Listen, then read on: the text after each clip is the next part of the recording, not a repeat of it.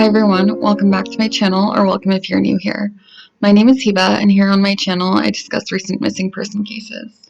If you're into that type of content, go ahead and subscribe, I would really appreciate it. Today I want to talk about a very recent case, and that is the case of Kaylee Jones. This case is really concerning, not only because of Kaylee's age, but because she has autism. Kaylee is 16 years old and is missing from Carrollton, Georgia. She was last seen on June 14th at her home on the 700th block of Whooping Creek Church Road. Before we get into the circumstances surrounding her disappearance, I'd like to tell you a little bit about Kaylee. In many ways, Kaylee is like your typical teenager. She's fun, enjoys hanging out with her friends, and loves horses and art. Like many of us, she also enjoys being on her phone and on social media. The reason I'm mentioning this is because it could play a key role in the case. However, unlike many of her peers, Kaylee has faced some unique challenges in her life so far. Like I mentioned, she has autism, and according to her parents, she struggles with some mental health issues. She also didn't have the very best start in life and was taken from her biological parents at a very young age and placed in foster care. When she was just 4 years old, Kaylee, along with her brother, were adopted by a couple named Brenda and Daniel Jones. These weren't strangers to Kaylee. Prior to the adoption, Brenda was actually Kaylee's development therapist, so it kind of worked out perfectly. Until about a year ago, the family was living in Florida.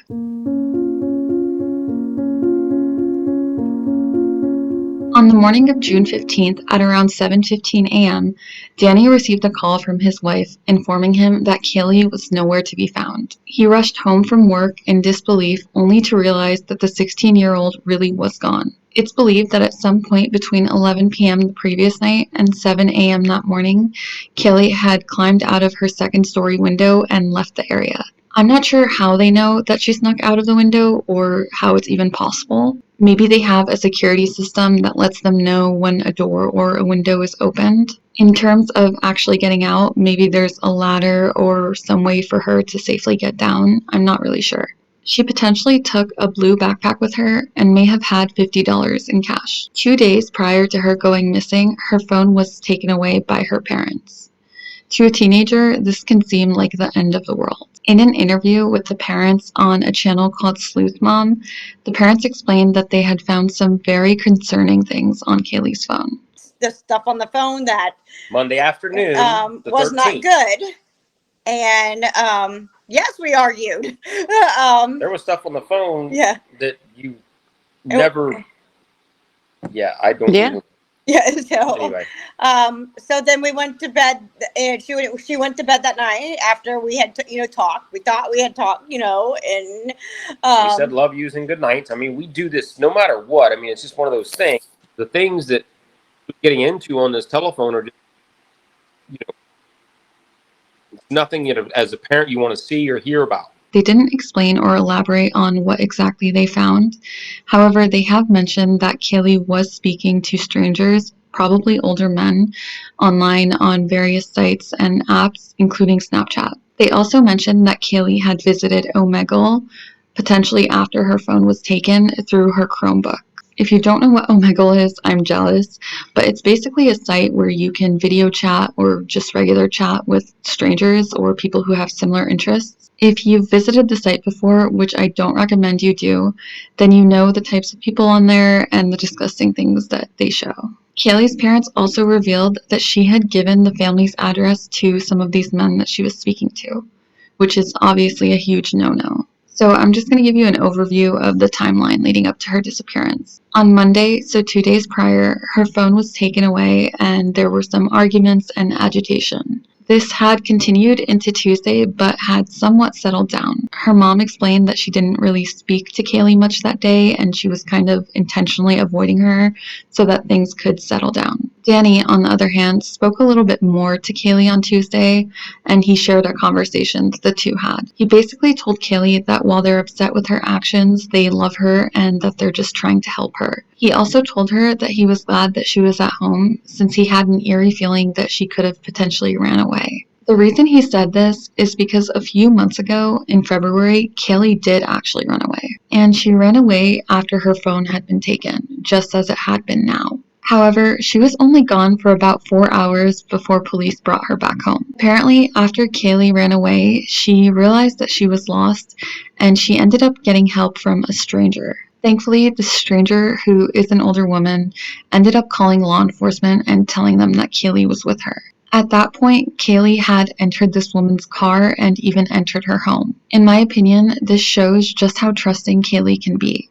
She willingly got into this strange woman's car and into her home, believing that she had good intentions. Thankfully, she did, and like I said, she did call law enforcement. However, what if the next stranger doesn't have the best intentions? It's a really disturbing thought, especially considering that Kaylee has been gone for over 2 weeks. I think there are 3 main theories here. The first is what I just mentioned, that Kaylee ran away and then got lost again or needed help and asked the wrong person who potentially still has her. I think this is completely possible, especially because we know that she had done this in the past where she approached somebody and willingly went with them. Unlike the previous incident, this person, if they exist, obviously hasn't made themselves known or called law enforcement. The second theory, and the one that her family believes, is that Kaylee was lured away by someone she met online. Again, I think this theory is possible, especially because we know that she was talking to men that she met online and that she even had given away her address.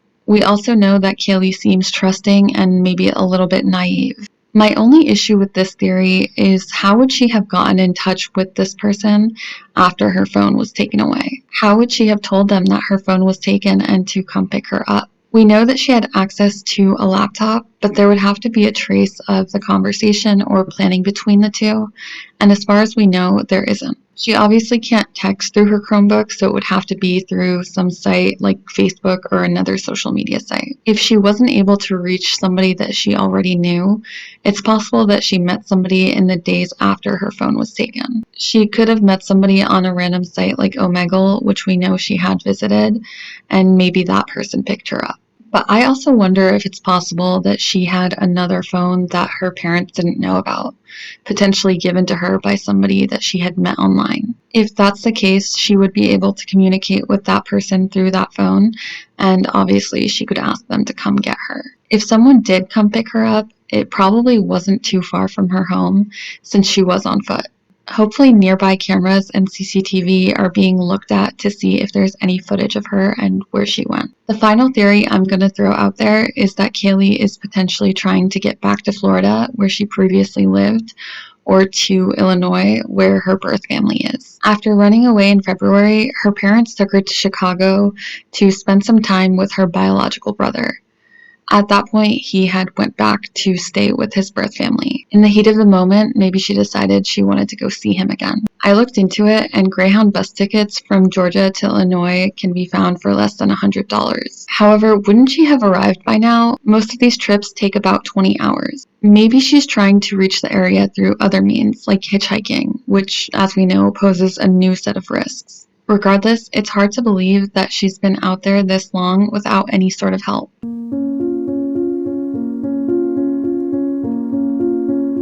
It's been over 2 weeks since Kaylee was last seen. Her parents have insisted that they just want to know that she's alive and okay. They've even stated that she doesn't have to come home if she doesn't want to. I hope that Kaylee is safe and sound and that she realizes how many people love and care about her. I hope she reaches out to someone soon and just lets them know that she's okay. Kaylee is 5'8" and weighs 135 pounds. She has brown hair and brown eyes. She might be carrying a dark blue backpack with a horse on it. It's also possible that she's going by her birth name, Jillian Paige Temple. If you have any information, please contact the number in the description below. There is an investigator assigned to this case, so their contact information will also be provided. Thank you so much for watching this video and for listening to Kaylee's story. Don't forget to like this video and to share it with others to get her story out there, and I will see you in my next one.